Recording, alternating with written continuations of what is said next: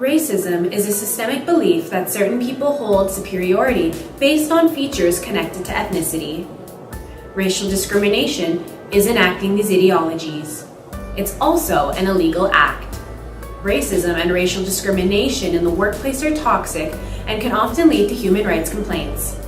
But how can these behaviors manifest? What can employers do to monitor and prevent this? It can be expressed usually through harassment, language slurs and the like, but it can also be reflected in subtle practices that are taking place behind the scenes. So decisions about people, assessments of people, evaluation of people, and they can affect a person's success in the workplace. Incidents, events happen, decisions are made, and you don't know where they're coming from.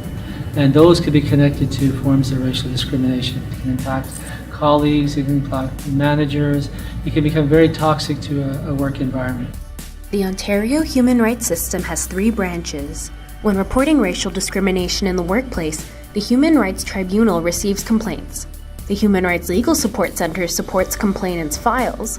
Lastly, the Human Rights Commission is where policies and guidelines are developed, education and training are offered, and they also litigate to forward the Human Rights Code.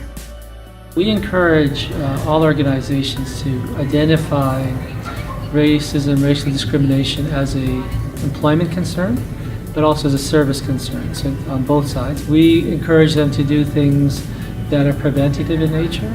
So that could include developing a policy on racism, racial discrimination, which would outline what it is, what it might look like in that work environment, what consequences there are for engaging what would be defined as racial discrimination, and what kind of measures will be undertaken to assess these complaints and address them in the workplace. Another thing that we encourage organizations to think about is really going a little further and to diagnose themselves from the perspective of racial discrimination, to do some diagnosis of themselves, look at and reviewing their policies, practices, procedures, decision-making processes, or looking in detail in the organizational culture. That can be done through surveys, focus groups. It can be a number of ways to just assess what's going up in the organizational culture.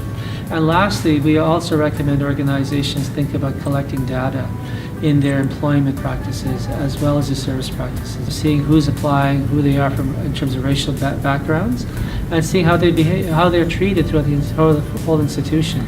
That can uncover a lot of potential concerns. So, whether it comes to hiring, promoting, evaluating, or firing an employee, it's important to evaluate a company's practice to ensure that racial discrimination doesn't occur. For Canadian HR Reporter, I'm Alexia Capralos.